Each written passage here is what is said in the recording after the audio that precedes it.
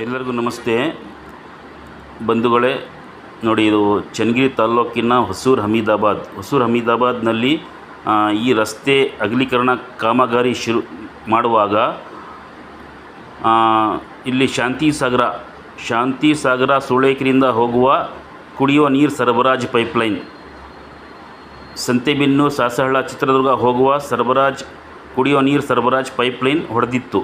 ಈ ಕಾಮಗಾರಿ ಮಾಡುವಾಗ ಈ ಪೈಪ್ಲೈನ್ ಹೊಡೆದಿತ್ತು. ಈ ಪೈಪ್ಲೈನ್ ದುರಸ್ತಿಗೋಸ್ಕರ ನಾನು ಈ ಸಂಬಂಧಪಟ್ಟ ಅಧಿಕಾರಿಗಳಲ್ಲಿ ನಾನು ಮನವಿ ಮಾಡಿದ್ದೆ. ಕೂಡಲೇ ಬಂದು ಇದು ಪೈಪ್ಲೈನ್ ದುರಸ್ತಿ ಮಾಡಬೇಕು ಎಂದು ನಾನು ಮನವಿ ಮಾಡಿದ್ದೆ. ಈ ನನ್ನ ಮನವಿಗೆ ಸ್ಪಂದಿಸಿ ಸ್ವೀಕರಿಸಿ ಇದೇ ರಸ್ತೆ ಅಗಲೀಕರಣ ಇಂಜಿನಿಯರ್ ಮತ್ತು ಕಾಂಟ್ರಾಕ್ಟರ್ ಅವರೇ ಜವಾಬ್ದಾರಿ ತಗೊಂಡು ಈ ಕುಡಿಯುವ ನೀರು ಸರಬರಾಜು ಪೈಪ್ಲೈನ್ ಕೆಲಸ ದುರಸ್ತಿ ಮಾಡ್ತಾ ಇದ್ದಾರೆ.